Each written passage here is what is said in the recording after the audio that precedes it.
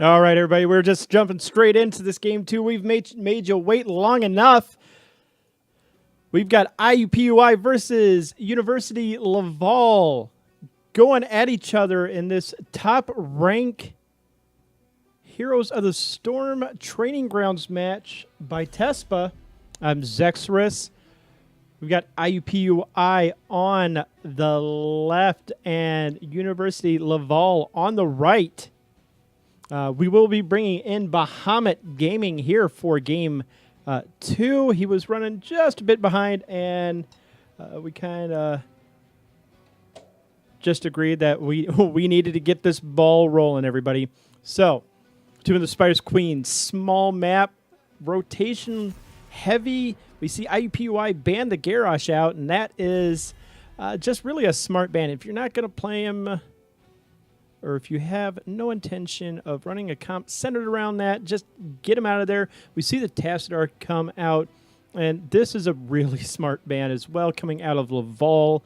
Tassadar just gets such incredible value on this map. With as small as the map is, Oracle actually gets extra value here, but they switch over to the ETC now. Thinking about that ban. Seems to be a bit of a debate, but they settle on the Tassadar ban, and I don't blame them for that. Tassadar's wave clear is just absolutely incredible on this map, and he just gets so much work. Tassadar really just kind of fits in any comp, and IUPUI immediately snap up the ETC, going with the Tauren rocker right there.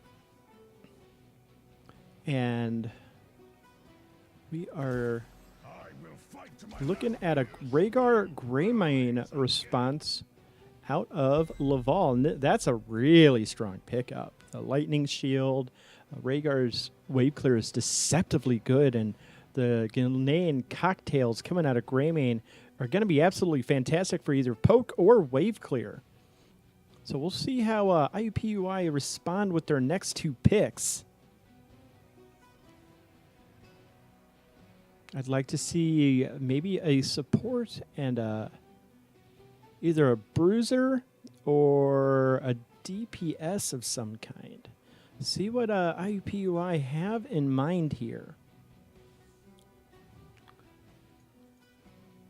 So, looking forward to seeing what they have on deck. They go with the DPS and the support with the Gul'dan and the Ariel. Two really good supports. Ariel going to be getting a ton of energy off that Gul'dan, helping keep him topped off, and just giving him the ability to just keep channeling more mana into himself. So we're looking at a Malfurion ban, which is kind of surprising to me. They might know something I don't on that ban. I would suspect the other healers, maybe Uther or somebody. We see the Ragnaros ban, and that's just straight up smart right there. Ragnaros with that Molten Core can just absolutely nullify a creep wave or web weaver phase.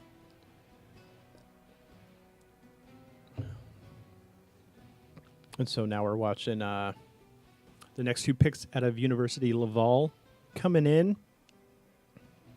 We'll see how this turns out, what they decide to go. They definitely need a tank. And they should pick up a tank right here. A Muradin would be great. It would, a Thunderclap would definitely be a small boon to the already good wave clear that they have. What else could they pick in here? Johanna would be pretty legit, if I'm honest. They go with the Lucio and the Malthael, so they're going to solo tank this. And that kind of worries me. But the Greymane is there to kind of dissuade the double tank.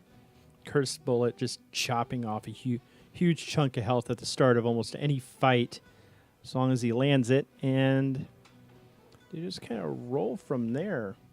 So we'll see what these last two picks on the side of IUPUI are going to be.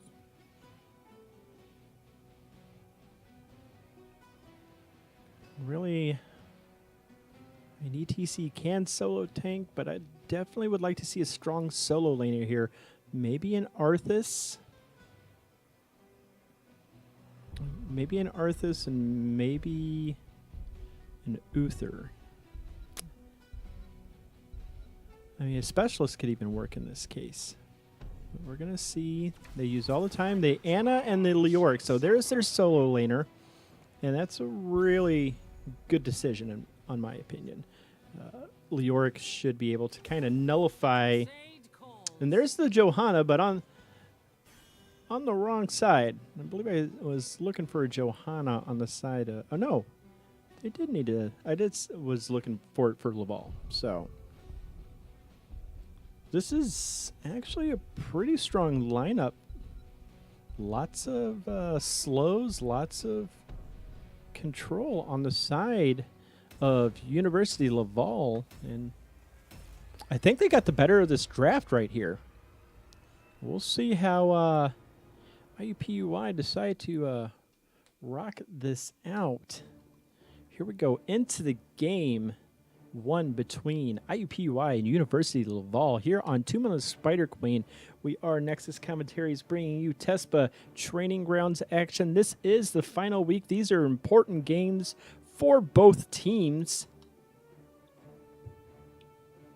They can't surpass LSU, but they can definitely take second or third if they win both their games tonight.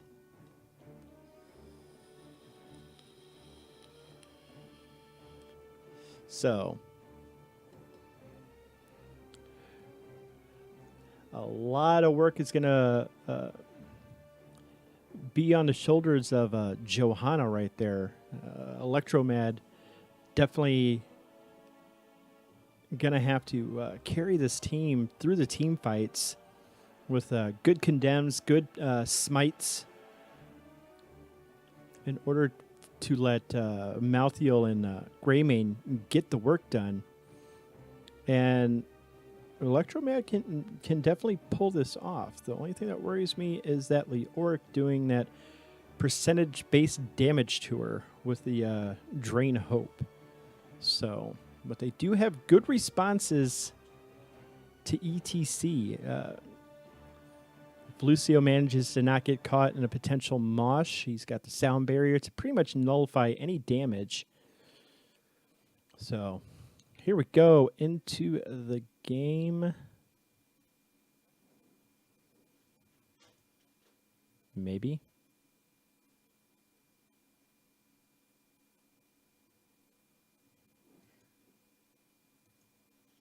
We'll get there.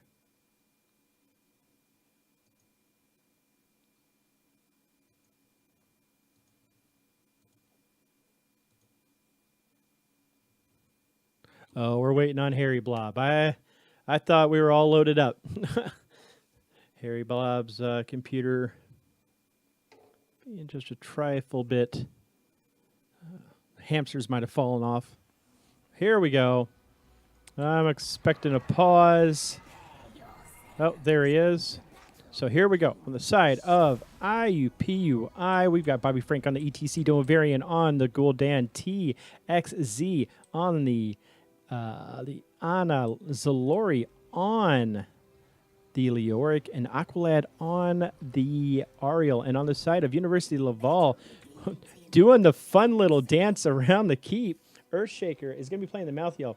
Electromad on the Johanna. Quantum is going to be playing Lucio. Harry Blob on the Rhaegar. And it looks like Earthshaker is... Are they trying to creep block this? This is so smart. And Woka is going to be playing the Greymane. They are creep blocking this. This is just genius. I love what they're doing here. They're delaying this creep wave by a massive amount, no less.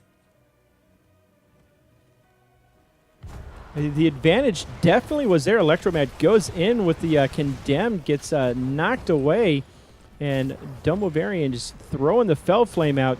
But really, Laval gets the better of that clear, and now IUPUI is kind of just playing catch-up at this point. Quantum comes in with a boop, knocking TXZ off. Electromad go in, decides to take a nap, pops the Iron Skin. Maybe a bit premature right there, but keeps going in. He gets a 3-man punish off, and now both teams just backing up again. Laval having a gem count advantage here early on. IUPUI ignored that first creep wave, but Electromad taking an awful lot of damage right there. Pops the Iron Skin once again, throws out another Condemn. Bobby Frank has to power slide away. He's probably going to pop a few guitar solos in order to keep his life up. And Harry Blob goes in, bark, bark, bite, bite. The clap comes out from Ariel, and this is just going to be a whole lot of rotation back and forth. Let's take a look at the bottom lane. Zalori and the Earthshaker, and this is, I don't think this is a matchup that Zalori can win easily. But there he is. He's about par with the Mouthiel right there. Some heals coming out from the Ana. They're doing a great job of keeping this this Gul'dan topped up on life so he can just continue to heal. But once again, Bobby Frank says hi to everybody in there. The Sleeping Dart does land onto Electromad right there. The benefit of this Gul'dan right here is just, ooh, Quantum getting a little cheeky right there, running up. And Domo getting just a little bit low. He's got to be careful. The boop comes out from Quantum again. He eats a stun. He is in a bit of trouble right now. He takes a nap. Takes a trip back to the fountain. First blood to IUPUI. Well played by them as IUPUI come up. They're going for the gems. And now they take a lead. Ooh, Johanna taking another power slide sleep dart combo. Eats a ton of damage from the Gul'dan. He's got to be getting close to finishing that quest off. Yeah, he just needs 8 more. Once again, oh, the Detainment Strike misses. And Woka, he's going to go down unless he can get a heal. He does. Lucio drops the beat, and there is Domovarian finishing that Gul'dan quest at level 1 very, very quickly.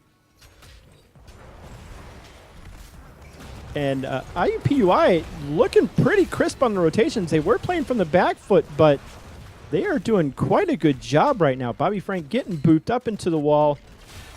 We see University of Laval clearing out this top lane and rotates back to the mid. Bobby Frank saying hi to the Johanna, blinded by the light there just for a second.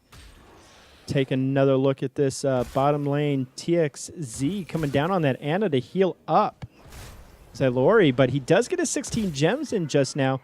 Ana just shooting him in the face with that healing goodness.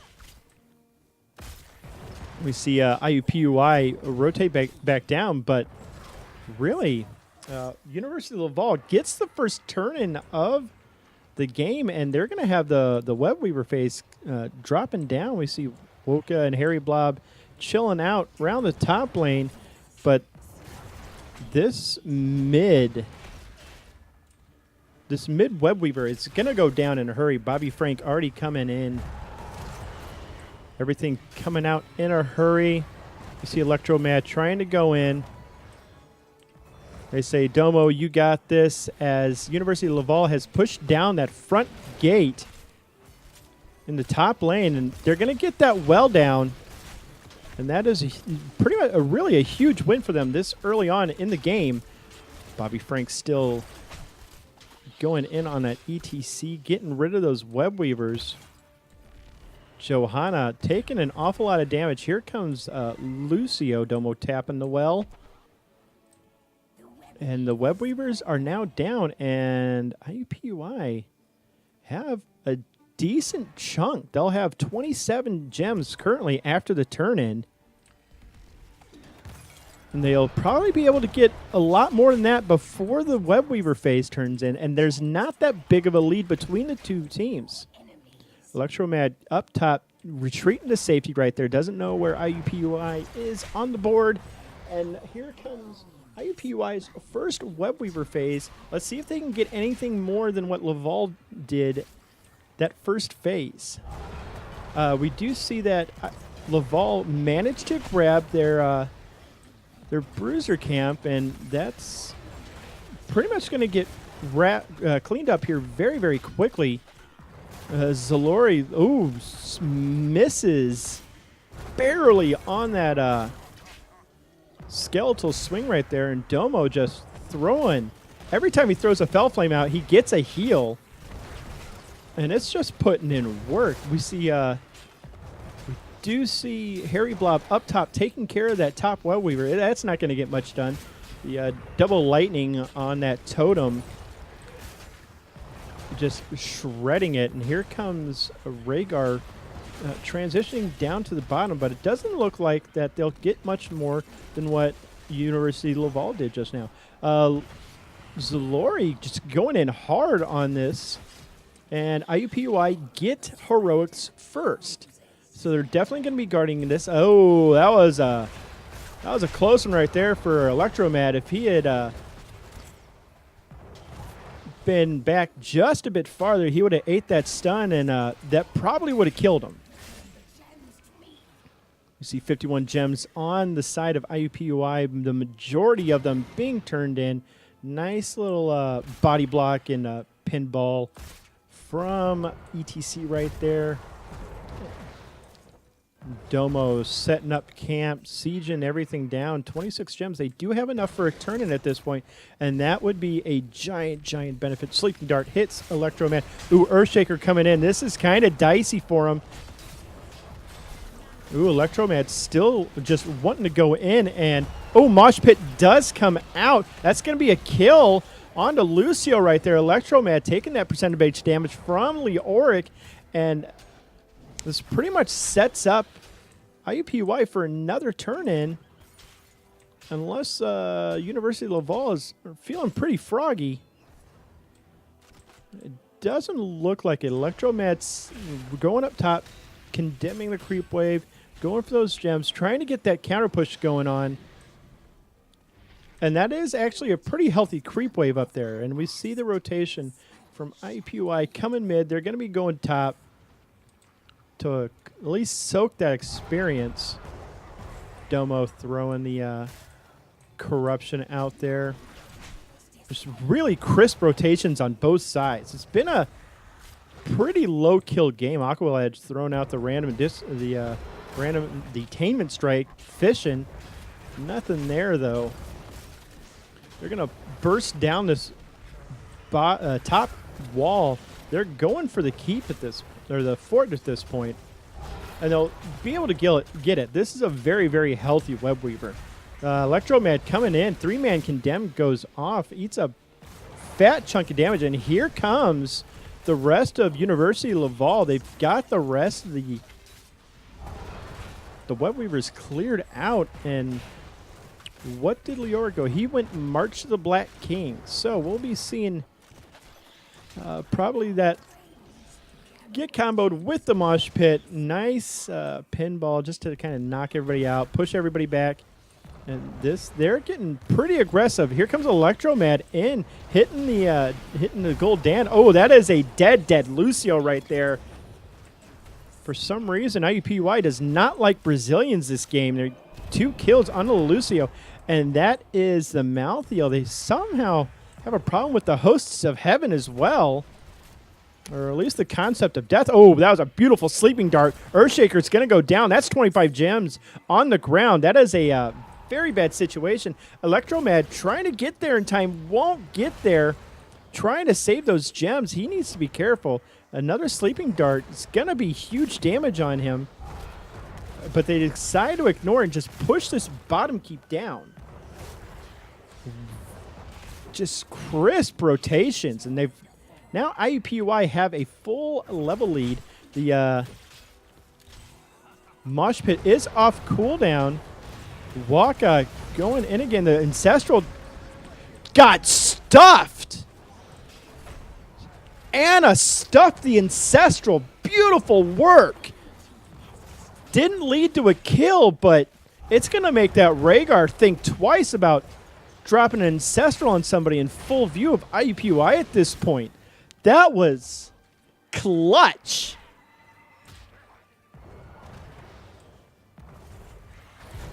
IUPUI and crew going back to work here up in the top lane as we see University Laval taking over that bruiser camp right there. Laval definitely not out of this game. They can definitely make a comeback on this map. Laval is an incredibly strong team. And probably a team, if this crew sticks together, you'll probably see them in the Final Four at Heroes of the Dorm. I fully expect this team to make a very strong run.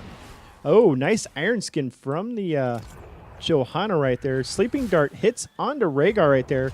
Could be a little bit of trouble, but no.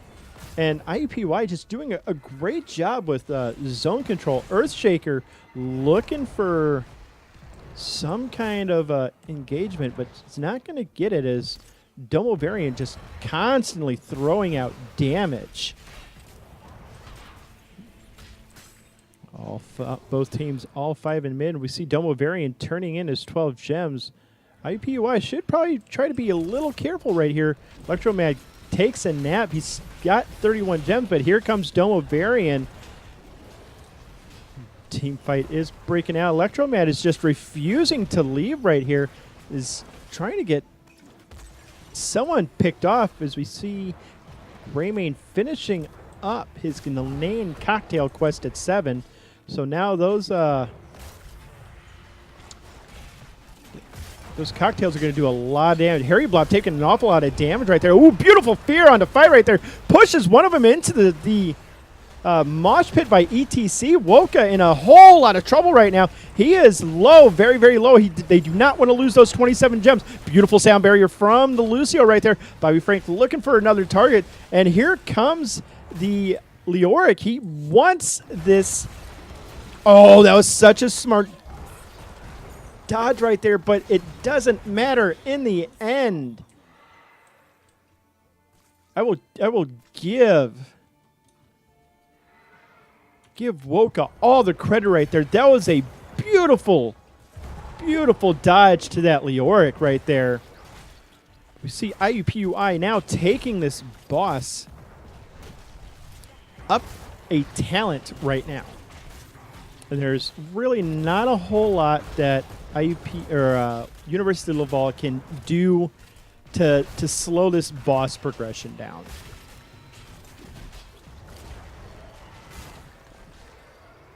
Does look like Johanna in the bottom was thinking about the siege camp, decided against it, and now IUPUI gonna turn in. Everybody has enough gems, and this is just gonna be very, very.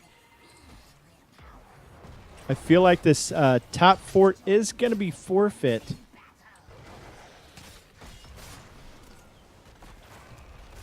Aqualad fishing for a detainment strike right there.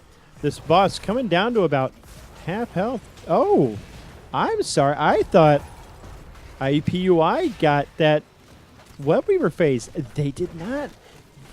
University of Laval snuck it out from under them, and that was great work.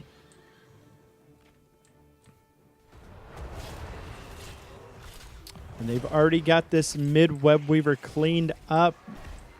Ooh, the boot misses from Lucio. Takes a nap. Siesta time for Lucio right there. Laval is going to claim this bottom fort. Didn't get there in time. They might lose that bottom well. No, stays alive. And really, oh, Bobby Frank got to be careful right there. Oh, beautiful fear onto at least one right there. Bobby Frank gets, oh, nice Aegis from, oh, lordy, that's a 5-man mosh right there. That is danger, danger, danger. Bobby Frank goes down, 2 goes down. Waka getting hit by the March of the Black King, and Harry Blob survives, and Malthiel somehow managed to get out of there in time, and now it is IUPUI's turn to turn in. That was just a beautiful series of events out of IUPUI. They looked incredibly out of position, especially with Bobby Frank way in the back line, but a good Crystal Aegis and an even better Mosh Pit with a Fear walking one of them into, no. It's really, really solid play coming out on the side of IUPUI right now. Malthiel, even sometimes Angel's got to sleep. Electromad taking an awful lot of damage. That Leoric refusing. Oh, Blessed Shield comes out. Wanting something more. The Iron Skin is popped, but takes another nap. Oh, is that going to be dead right there? Oh, I don't see her surviving this. She's on like 5 HP or something like that. She manages to get back into the base, and right now IUPUI taking this mid fort. Domavarian and crew rotating to that top lane. They want as many keeps as possible out of this. They're going to go for it. The Fear comes out. That's an awful lot of damage, but a nice cleanse from the Rhaegar right there, prevents Malthiel from dying, and IUPUI in a lot of trouble. Earthshaker pops the Tormented Soul. He is knee-deep, getting an awful lot of healing, and we're going to see what he can do. He gets Detainment Strike, gets another cleanse. Greymane is hungry for some angel meat right there. And now, but nobody on the side of IUPUI dies.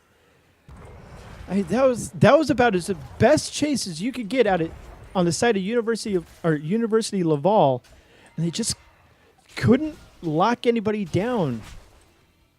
Malthiel had four or five people hit with Reaper's Mark right there, and IUPUI in response are going to take that top keep. Laval very, very quickly takes their Bruiser Camp, and I haven't seen IUPUI take their Bruiser Camp once this game. IUPUI having an open window right now that they need to shut in a hurry, because once 20s come online for University Laval, it's going to be a lot more dangerous in team fights. Hunter's Blunderbuss, whatever, Storm Shield, Indestructible, the 30-second sound barrier out of Lucio. Like, these talents are going to turn the tide of the game. And it looks like they want to bait something. The boss is up. Domo says, let's go for it.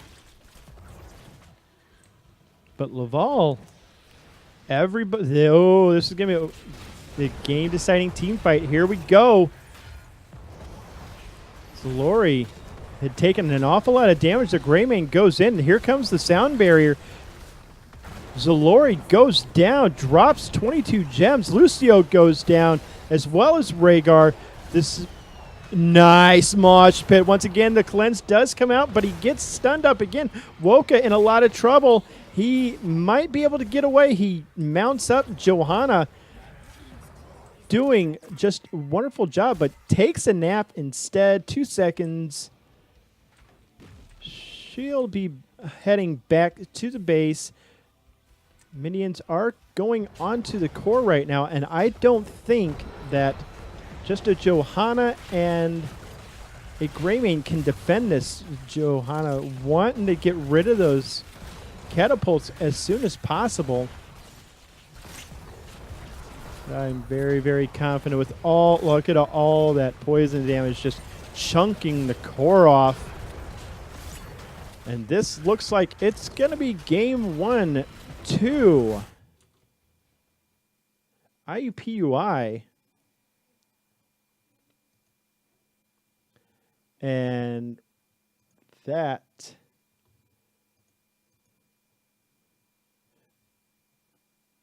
was honestly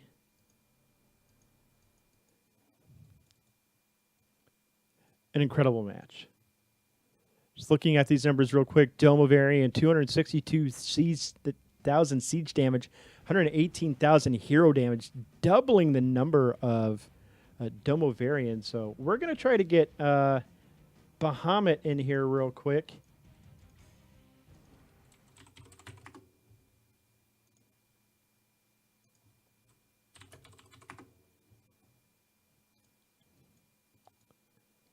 So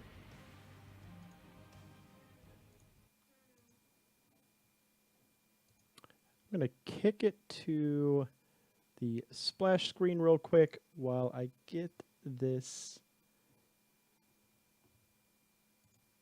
in order.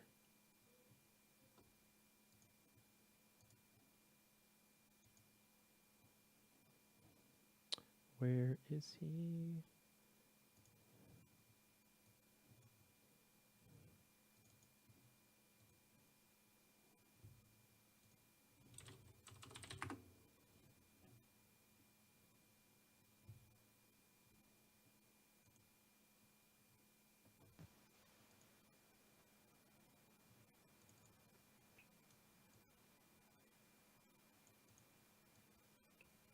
Some light. Oh boy. Ooh. That's me.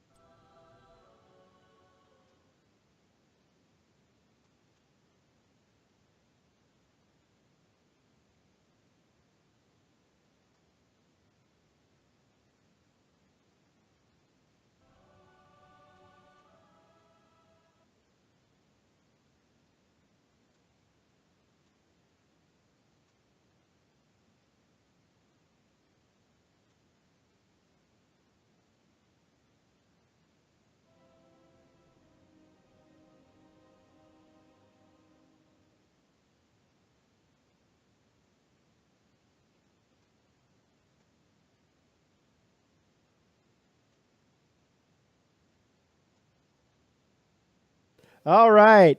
We are waiting up here for game number 2 to get started between IUPUI and University of Laval. With me is my boy, Bahamut Gaming, the man with a better beard than me. I always consider myself an avid beard fan, but Bahamut's kind of puts mine to shame. And I'm humbled in his red-bearded presence. So how you doing tonight? Thank you. I am doing great. Thank you so much for having me, and sorry for the delay. I was casting a best of 5 before, and we had a couple pauses, so I just a few minutes late to hop on this stream. But either way, thank you so much for having me, and I'm just pumped to be casting some more Tespa training grounds with you. Yeah, I am. I'm very excited myself. This is these are pivotal games for all these teams involved. University of Laval sitting at number 4 in the standings. IUPUI sitting for number 5. And then after this, it's IUPUI versus University of North Texas, who is sitting at number 3 or maybe number 2. I can't remember off the top of my head. So like this is make or break for IUPUI. If they could move into 2nd or 3rd, like nobody's catching LSU at this point. Like LSU isn't even playing this week, if I remember hearing them correctly. But this is an incredible opportunity for all these teams involved. So this is really, really exciting because I mean we have seen in the past IUPUI, they're a pretty strong team if I'm remembering correctly, and University of Laval, I believe I've actually casted them in the past, and they're insane too. So, okay, you know what the ironic thing is we casted this exact same matchup a couple weeks ago. That's what it was. I was like, both these teams are familiar, but I can't remember if it was together or if it was, a different time. Yeah, nope. It was last time you and I casted Tespa together. It was these two teams, and it was an incredible match because they did. University of Laval attempted the Warhead Junction boss cheese comp. Yep. Or the boss advantage strat. We won't call it cheese because everybody was trying it that weekend. Because we saw later that night we saw Minnesota try the exact same thing and just not do it nearly as effectively and just get obliterated. Whereas exactly. University of Laval was actually executing it incredibly well, and IUPUI just happened to have the answers. So we've got game 2 going to Infernal Shrines, and the thing that surprises me about IUPUI is, have you ever seen Domovarian play Medivh? Back, like last season of a different amateur league. I'll just use generic terms, but another amateur league, he played it once or twice, and then I was just like, man, some of the later games I pick up with this team, they always ban Medivh, but like it's not that great of a map for him. And then I one time had just like peeked into the guy's profile. I'm like, oh, that's why, because he's a crazy strong Medivh. Yeah, he is probably. I am saying he's probably the top Medivh in NA.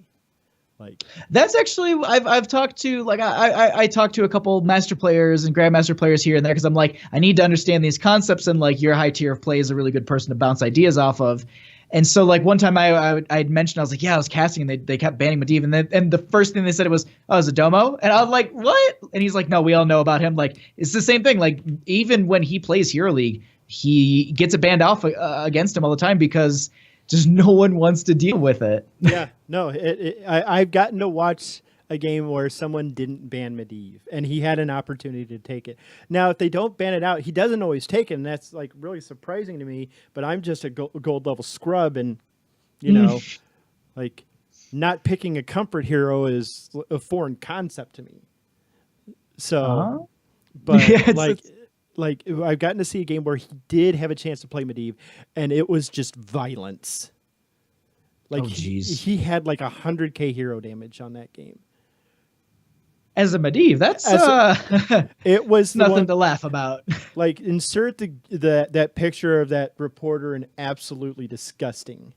You know, that's exactly what it was. It was just I felt like he needed a shower after watching that. Aqualad, making new King of the Ocean. Did you? So, but I mean, Infernal Shrine. So, by the way, I did not ask who was the winner and what sides are we looking at? Okay, so game number 1. For this game, we have got University Laval on the left and IUPUI on the right. Okay. Awesome. This is going to be good. And now, so final week of Tespa, does this go into the seeding for any of Heroes of the Dorm, or is that still kind of on like hushed terms? That is kind of on hushed terms, to my understanding, which means we have absolutely no idea. Okay. Yeah, I've been trying to like find out from somebody, but I never like. There's no defined. No, spec onto you, refer onto me. There we go. We gotta keep your chat off. We gotta make the stream look nice and pretty. And it's just those little things. But still, I really, really like these matchups. But still, the Tespa, I believe it's like the winner is like $5,000 in scholarships. I don't believe that is the case. Or am I reading an older one? Maybe you might be reading an older one. I don't know what the prizes are exactly. I've heard everything from that just now to like everybody gets $20 Battle.net cards. Oh God! Yeah, right. I'm like, that would be the most. That's like something I would do for Rec League, not like. Tespa. Yeah, not Tespa. So I'm sure there's like some kind of prize involved. Yeah, here. I would assume it's. I mean, Tespa, they're a great organization. They put on a phenomenal, just esports in general. Like they're the level of organization that they have for how many various different games that are involved with Tespa. It's surprising, but for how well put together it is. But we're going into Infernal Shrines here, and Testa are going to be first ban out of IUPUI. Yep, and that's a smart ban. Especially when you play Tassadar correctly and not like how I play him as just a right-click assassin. That is very true. Yes. He's just an absolute menace on this map. And really, think of a comp that Tassadar wouldn't fit in. Besides a mage comp, and you never run a full mage comp. I was going to say 4 specialists. Even then, like, he could still kind of work in some scenarios within that. So, I mean, you can't even doubt that. But it's one of those things that he's an enabler, and he's very strong, especially on a map like this where you can have those autos and just getting the overall healing. And you're going to be fighting over these shrines. So making sure that you kind of have getting rid of overall just his vision, his poke, his clear, and his utility is just so powerful, and it's strong. And you can kind of say the exact same things to the ETC ban. Yeah, exactly. And they really probably didn't want to deal with that ETC again. Bobby Frank hit some clutch mosh pits, getting a 4-man mosh at one point out of position, and somehow got a 4-man mosh off, which completely turned the fight around for IUPUI. By all logic, that mosh pit should have never happened. But he found a way. And we see the Greymane pickup come in from IUPUI right here, and we're taking a look at what University Laval is going to be grabbing here next. Realistically, with this 1-2 slot before they go into the ban phase, just grabbing a tank and a healer is just really good. It puts you in a good spot. Realistically, you could grab like an Arthas and a Stukov. Actually, Garrosh and Stukov. Garrosh being available, I'm surprised there might be a priority on him. Ooh, Brightwing with Gul'dan. So I expect a double healer coming out of this comp right here, but like you, I'm surprised Garrosh is still on the table at this point.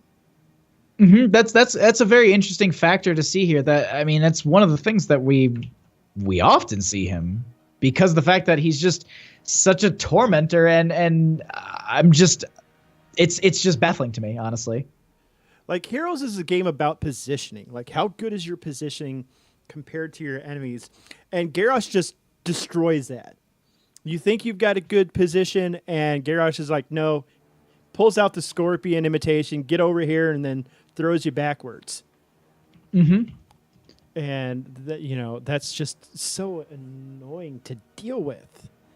Now, there is the thing to consider, though. In a situation when you do have that Garrosh, you can also look at getting a Medivh for a potential counter on that, because of the fact that he does, if you get the toss, in whatever, you just have Medivh portal in, gets the guy out, and you're fine. No big deal. So that's another thing to consider in a situation like this.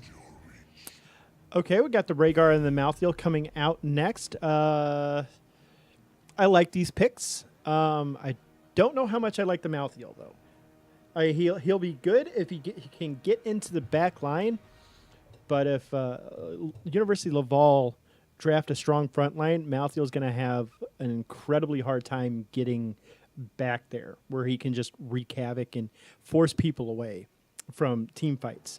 I do expect that Garrosh to get banned here at some point, but touching on what you said, I do think they might be setting themselves up for a Medivh comp. You're thinking it's just we're going to be heading down that road? It's an important game, and I would want Domo on as easily his strongest hero. So Anna gets banned out. Anna, they banned 2 heroes that made an appearance last game and just had to have been annoying to deal with. Like, Anna stuffed so many pushes so many times. And That's actually yeah. I wanted to note on this. I want to touch on this. This is interesting to me that they're going to be banning out Ana when there's actually the viable choice to take Ana on the side of University of Laval because of the fact that you can get that stim onto Gul'dan. And her off healing would be pretty good in the 4-man rotation, but there is the consideration, as you kind of noted, just overall. But the other consideration too is just stim drone mouthfeel. Like that's another thing that I've heard and seen here and there. So those are definitely things to consider. But it looks like they're going to go ahead and take out Ragnaros, a hero we don't often see, doesn't get a lot of exposure. But I honestly think this and there's 2-3 other maps that he's really, really impactful on. And I like that they took that off the table for University of Laval. Yeah. Yeah, University Laval. I got to correct you on that one. I think I said it backwards. I was corrected earlier by a friendly chat member. There is no of. Oh, it's University Laval. Yes. So gotta keep it accurate here. But yeah, you're absolutely right. They banned out the Ragnaros as well last game on Tomb of the Spider Queen. Really? So it's 2 maps that Rag is actually strong on. And I believe Laval does have a really strong Ragnaros player. Well, the other thing to note, is like this is that 2-3 map that I was kind of alluding to. I mean, and also Tomb of Spider Queen is also like that because in Tomb you can have that you can take over mid and pivot point to pretty much defend everything, so you're good. And then on a situation like this, you can utilize it the same way and poke into the shrines from that lane. You also give your keep or your fort an extra health bar, and the defense from it overall is just very strong. And I'm very glad that University Laval took that direction in their ban. Yeah, and now we've got the final 2 picks coming out of IUPUI. We'll see what they go with. They definitely need to. Oh, there it is. That is the Medivh that we had kind of just leisurely talked about a little bit before about, he is, people see this guy go into draft and they're just like, just ban it out, get rid of it. I was actually just talking with 2 players from on another team where they were actually just telling me that one of their players, when he goes into Hero League, they ban out Stitches against him. Really? And it's just, yeah. Stitches? Mm-hmm, okay. I see what you're saying. The Gorge portal nonsense. But right here, this is honestly, this is how you get Mouthfield in the back line. This is how you get them in safely. You just portal them in. And I've seen this from other teams too, where they do the kind of same thing. If the enemy team picks up a Chromie, you can get back into that backline Chromie. But Sonya here for the solo lane, going to be going up against that Maltheo probably, but still considered one of the top, even the best solo laners in the game is Sonya. Yeah, and here's the thing. They have technically 2 solo laners on their team with Brightwing and Sonya. Sonya does have incredible self-sustain, so I wouldn't be surprised to see University of Laval try something a little crazy and have that Sonya rotate. So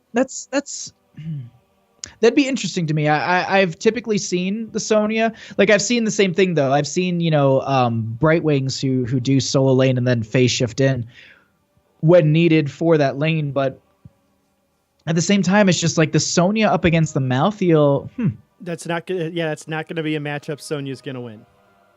The other thing to consider, though, the other factor is, the actual, we go to, burden of execution. It's just, that Maltheo player versus that Sonya player is the other thing to consider, too, because, I've seen, matchups where it's, that person should beat that person. But unfortunately, it's just, skill, the 2 different skills versus each other. Yep. And here we go into the game. I'll let you introduce the blue team. And on the left-hand side, we have IUPUI with University of Laval. University of Laval. Oh, University of Laval is on yes. I'm sorry. I went over to Twitch, and I'm looking over the Twitch. Anyways, University of Laval is Harry Bob on the Uther, Woka on the Gul'dan, Electromad on the a new Barak. We have then the Quantum on the Brightwing, and Earthshaker will be on that Sonya. And on the side of IUPUI, we got Zalori on the Malthael. We've got Domovarian playing his trademark Medivh, Bobby Frank on the Diablo, TXZ on the Greymane, and Aqualad is gonna be on the Greymane. And Electromad comes in for a burrow charge, misses because there's a stupid thing called a portal. And that's exactly it. Like, look to see these portals be an absolute just terror for the side of University of Laval because of the fact that it's just the change of positioning so quickly is going to be something that it's just going to be a nightmare to deal with, especially with someone where you have that, that straight line dive. Yeah, and I have to admit to an error just now. I did have the overlay wrong. The overlay doesn't work if I don't press the save button. Oh. I swapped them, but I didn't hit the save button. So because that's why I peeked over at it and I was like, all right, I got this. I know who's on the left. I'm not going to mess this up. No, I got it. Nope. But either way, we have a easy rotation between these teams. Actually, a little dive here onto Harry Blob, taking a little bit of damage. The heals will come out. Will be actually a phase shift in from the Brightwing. Gonna dive onto TXZ here. Protect does go out from the Medivh, and it looks like they will be able to get out there without a death. That was a very I can't help it. That was a very hairy situation for Harry Blob. Took an awful lot of damage, and as the game progresses, as Diablo talents into those slam talents, it's just going to get more and more scary for him. Like anybody that Bobby Frank goes on. And that is going to be it exactly. And we just really need to keep an eye on how they're exactly going to do that. Now, first Shrine is going to be in the mid. We actually have Zalori going up against Earthshaker in this top. A little bit of damage. Zalori actually definitely pushing in the Sonya a little bit here, but she still is trying to make sure that these towers aren't going to be wasting their shots away. And that is definitely something that, we'll have to worry about just a wee bit. You are correct on that. Nobody has started this Shrine yet. Beetle's nibbling away on Bobby Frank right there, but Zalori decides it's enough. It's time for the Angel of Death to make an appearance. Goes on Electromad. Electromad backs off a bit, and now Bobby Frank eating an awful lot of damage for those corruptions. Goes on the Gul'dan, but gets hit with the well met from Uther, and TXZ going in on that Greymane gets the kill on the Gul'dan. And now Harry Blob is in a lot of trouble. Heals himself, gets out. So Lori kind of hanging around that portal saying, come at me. I melted a guy's face in Diablo. Did you see that? It basically just they turn on to these guys real quick. And with that, they're going to go ahead and pick up this Punisher and start to barrel down this mid lane. Now, there is the gate, so they definitely do have that to deal with at this point. Punisher does go over. It looks like it's actually going to get... Diablo is actually going to charge through the wall. There's also the portal through as well. There is also Brightwing phase shifting in as well, but it looks like Gul'dan will be the first one to fall here. Harry Blob will be the next one on that Uther. We actually have a stun coming out from Electromad trying to slow them down, but there will be the Shadow Charge in. There will be the body block as well, and a new Brack is falling next. Okay, so they got the front keep, and they got 3 kills, and that was intense. I was going to call that just a little bit ambitious, and I was expecting IUPUI to just get rolled right there, but nope. The good shields and heals coming out from Domovarian and Aqualad right there, and they steal that mid-siege camp, the aggressive camp right there, and they're going on this bottom siege now. They're looking to break one of these walls. They're going for the mix-up and seeing where that next shrine is going to spawn. If it spawns bottom, that's a huge advantage for them. Definitely, because if they open this up, it's that exact fact. There is no bait over the wall. You can be a little bit more aggressive. But the other thing that we need to consider here is that these front walls, I think they're more or less doing it for more of an experience factor, because you need to consider that there is the fact that they can just portal in. They drop the portal, they dive in, and that last one, they got 3 kills, and then on top of that, Sonya was killed in top lane by Malthael. So they ended up getting 4 kills. That's currently keeping them at this about a level advantage here. And they are just doing a phenomenal job of just making sure that they're running this map. Yeah, and this is a a lot stronger than I was expecting out of IUPUI at this particular moment in time. Oh, that was really close for that Anubrak right there. Are they? Oh, Domo going in hard. Are they going to steal this camp away? The answer is yes. Earthshaker taking an awful lot of damage right now. He's going to go down. Sonya's dead. Let's see. Can they get more off this? Harry Blob taking an awful lot of damage. Domobarian throwing out one more Arcane Rift. They painted this map red, and I was not expecting that particular play. Huge amount of aggression, and that shrine does spawn bottom. So this, oh, Diablo just, Bobby Frank don't care. Not at all. I mean, he's basically diving in and just being like, you know what? Do you want to make a rotation? Maybe not. Maybe don't. Maybe go back behind the, behind the fort.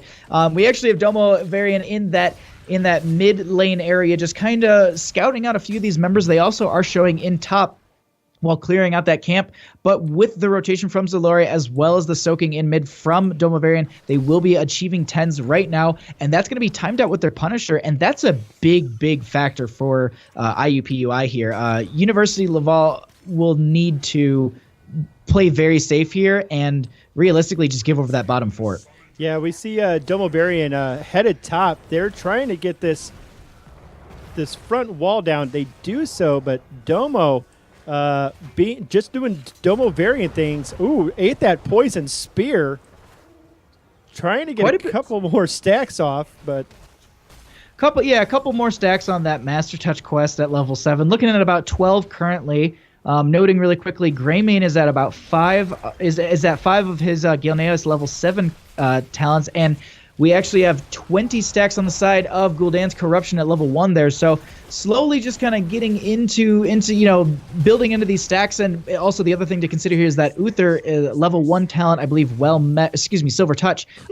He also finished that as well. I'm not a support player, so I'm like trying to memorize all the different icons, and it's like, no, I can't. No, I think Well Met's at level 13. I just call his stun a Well Met just because I always imagine Uther walking up to somebody, hitting with the hammer and saying, well met. Ooh, going on to a nice cleanse right there onto the Brightwing from the Uther right there. Oh, nice spear comes out. Domovarian, is he going to die? Oh, beautiful Ancestral. Oh, at the Leyline Seal. The Apocalypse just barely misses. Domo's stacks are still intact, and we've got Electromad going down, holding all this damage from this Malthael as the Tormented Souls comes out. Here comes the Emerald Wind, and one more cursed bullet, just a kind of an angry cursed bullet right there. But nobody died. Every cooldown was burned, but nobody died. I was just sitting there watching Domovarian like, he's got to die, and then he just gets protected, portaled out, and it's just like, oh, okay.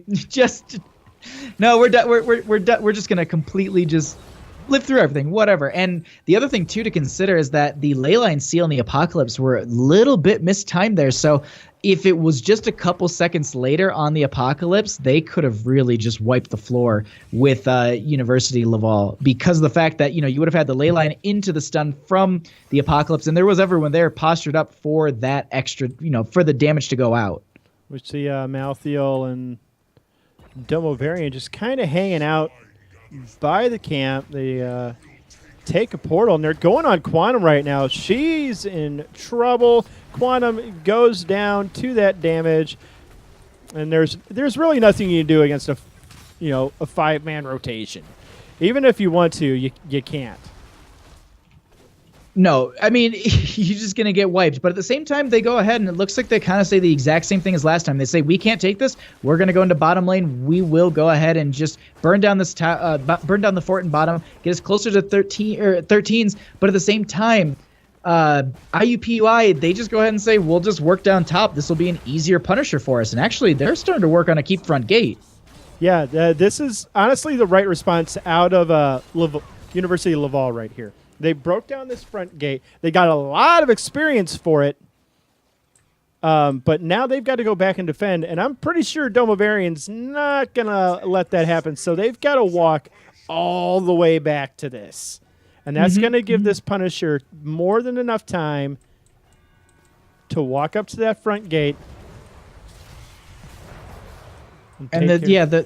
they're going to be easily able to just kind of open this up. And they also steal away the camp too, which that's just more things to absorb damage, to body damage, to do damage.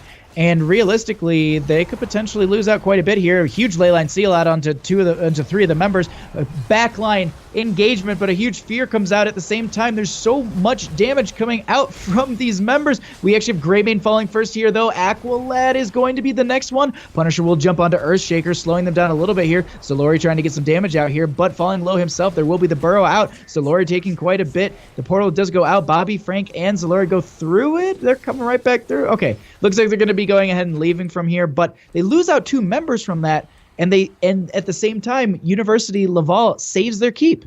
Yeah, that was an absolutely brilliant defense from University Laval right there.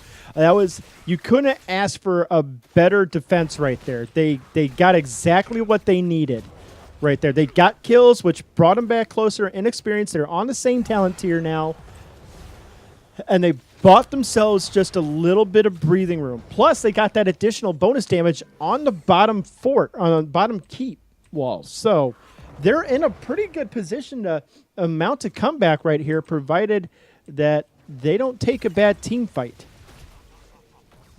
That is the big thing to consider here, is the fact that as long as they don't take a bad team fight, they're in a really good spot. Diablo taking a little bit of damage here, will have to kind of back up a little bit.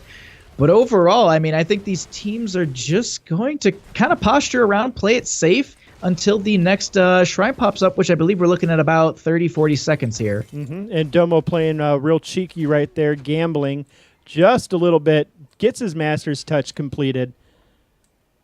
And now he's going to be putting out terrifying amounts of damage in these team fights. Oh, definitely. Look to see him really start to ramp up damage-wise. You had noted before that I think you had seen him play, and he ended the game around like I think around like 100,000 in hero damage. And I mean, he's currently, a little bit lower. This is also a very early game so far too.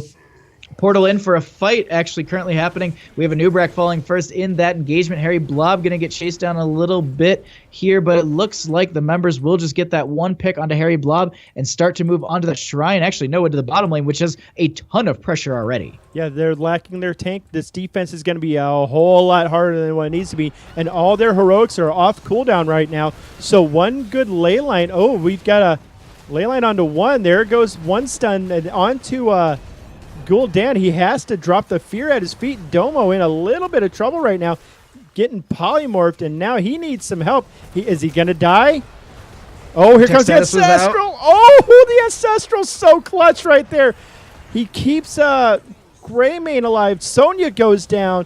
Polymorph from the Brightwing onto the Greymane. They take the portal. Anub'arak gets stunned, gets the cleanse. Is he going to survive? They turn. Oh, Domovarian wants it. He got it.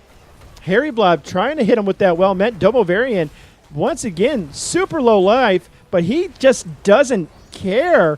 Bobby Frank doing what he should be and hitting that keep as Malthael is just going in. One more polymorph from the Brightwing, and they came, they got, and they left. That's it. That's exactly it. I mean, these guys, that was aggressive, but the thing is, that was very, very. I'm dropping the right word in my head, but it was a very good choice. It was just well orchestrated, and they were like, you know what, we're gonna take this keep, we're gonna open this lane up, then we're gonna go back and take the Punisher, and that's exactly what they're doing.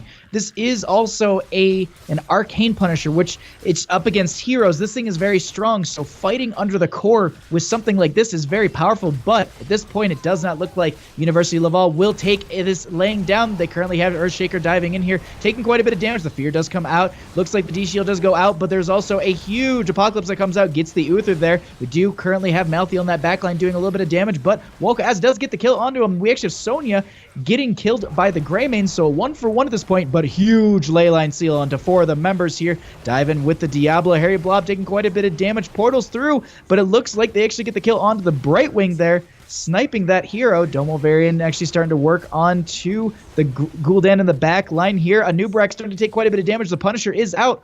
Chases him away. It looks like the members will go after him as this Punisher just goes into the lane and starts to just walk towards this keep with 4 members down. Yeah, Nubrak did go down. Domovarian found him hiding, saw where he walked off to, and one arcane rift leads to his death. And now all that's up is Sonya with this Punisher barreling down on this core. Nice job pulling it away. Can she? But it didn't work. Stayed too close, and this is going to be a 2-0 victory for IUPUI. Good games. I mean, phenomenal game. Yeah, absolutely. That was just much stronger showing this time out of IUPUI against University Laval. And that was absolutely insane because, like, even though they were up as high as they were in team levels, like, at no point did IUPUI feel fully in control of that game. Like, one wrong team fight, and that would have just fully swung back into University of Laval's favor. There was a situation towards the end of that where Gul'dan was getting quite a bit of damage onto a few of the members. I'm just looking, actually, it's currently on the VOD right now, but he actually gets separated away, which that was the big thing. He got that mouth heal, but they turned it right around onto him, and that's the situation. You said it perfectly. You know, they just took a lot of really, really good fights on the side of IUPUI and avoided the ones that were pretty much catastrophic for them. They kept a very good level lead the entire game. They obviously, I mean, looking at the post-game numbers here, I mean, we're 3-16 in kills. So, you know, it's definitely one of those things, like, they played a little bit safer, but I think it's because they knew how kind of not soft their composition was, but they just wanted to play a little bit safer because there were a lot of assets on the side of University Laval where it could be very snowbally, very, you know, momentum favored for them. Yeah, you're absolutely correct. And I do believe University of Laval, I think they have one more game left. So they still have the potential for, you know, a top 5 finish. But the match to watch is going to be on this stream next, and it's going to be University of North Texas versus IUPUI. And that, if you thought the University of Laval versus University of Laval versus IUPUI game was good, this one is going to be even better. So, I can't wait. So stick around. We're going to kick it to some music here for a little bit. We'll be back shortly with the next game, and we'll see you there, guys.